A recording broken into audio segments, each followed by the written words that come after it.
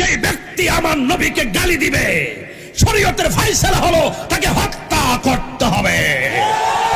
তুই হাত তুলে বলো ঠিক কি না?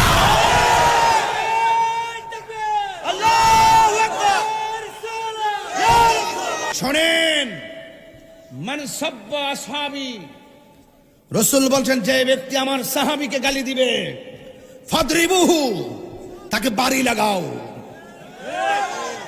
আরেক জায়গায় বলছে মান সাব্বা নবিয়্যান ফাকতুলুহু, যে আমার নবীকে গালি দিবে, ফাকতুলুহু, তাকে হত্যা করো। সাহস কত আমার নবীকে গালি দিবে, চাবায়া দাঁত ফাড়াইয়া দেব।